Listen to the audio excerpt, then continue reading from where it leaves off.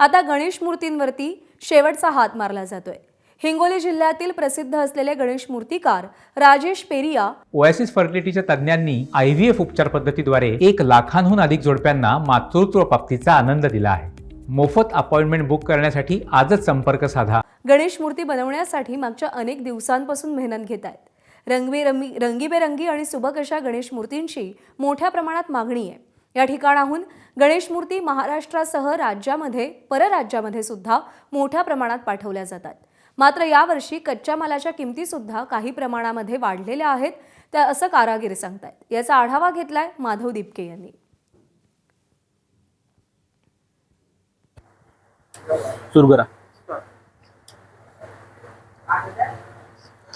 गणेश उत्सव अगदी काहीच दिवसावर येऊन ठेपलेला आहे आणि या गणेश उत्सवाच्या पार्श्वभूमीवर वेगवेगळ्या ज्या गणेश मूर्तीचे कारखाने आहेत त्या ठिकाणी मूर्ती बनवण्याचं काम जे ते सुरू आहे। मी हिंगोली शहरातल्या अशाच एका गणेश मूर्तीच्या कारखान्यामध्ये आहे। आपण या ठिकाणी बघू शकता विघ्नहर्त्याच्या वेगवेगळ्या रंगातील वेगवेगळ्या कला दाखवणाऱ्या गणेश मूर्ती या ठिकाणी बनवण्यात आल्या आहेत। मूर्तिकार राजेश पेरिया यांचा हा कारखाना आहे आणि आपण या ठिकाणी बघू शकता हे गणेश मूर्ती जे ते आता या मूर्त्यांवर अंतिम हात मारण्याचं काम या कारागिरांच्या वतीने केलं जाते। जे काही अपूर्ण रंगाचं काम आहे ते सुद्धा केलं जाते आणि वेगवेगळ्या ठिकाणी या मूर्त्यांची मोठ्या प्रमाणात मागणी असते।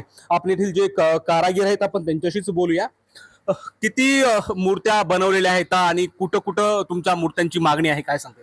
लगभग 1000-1200 मूर्त्या आतापर्यंत बनलेली आहे आणि राज्याच्या बाहेर सुद्धा आपल्या मूर्त्या जातात आणि आपल्या शहराच्या जवळपास बऱ्याच ठिकाणी मूर्त्या जात आहेत आपल्या। बरं, किती साईजच्या आहेत? आकार केवढा आहे? लहानात आणि मोठा? लहानात लहान 3 फूट आणि त्यापेक्षा वरी 10 फुटापर्यंत आपल्याकडे मूर्ती अवेलेबल तयार होत आहे। बरं, कोणकोणत्या राज्यामध्ये तुमच्या मूर्त्यांना मागणी आहे? लोकांचा प्रतिसाद कसा आहे यावर्षी?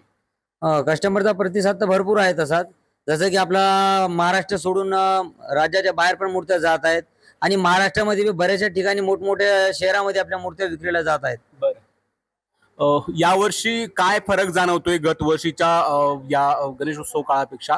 यावर्षी काही महागाई झाली आहे का? मूर्त्या बनवता कोणत्या जे तुमचा कच्चा माल आहे तो महागला आहे, त्याचा फटका काही जाणवतो का? दरवर्षीप्रमाणे जसे की रॉ मटेरियल मूर्ती तयार करण्यासाठी नारळाचे काता व POP आणि कलर दरवर्षीप्रमाणे या रॉ मटेरियल मध्ये तर किमतीची वाढ बरीच झालेली आहे, परंतु कस्टमर पेमेंट समजा त्या आकाराने देत नाहीत। जसं की रॉ मटेरियलचे रेट वाढलेले आहेत त्या प्रकारे कस्टमर तर कमीत रेट मध्ये पाहत आहेत। बरं, तर राज्यभरातल्या गणेश कारखान्यांमध्ये गणेश मूर्ती बनवण्याची आणि आता त्यावरती शेवटचा हात फिरवण्याची लगबग आपल्याला दिसून येते।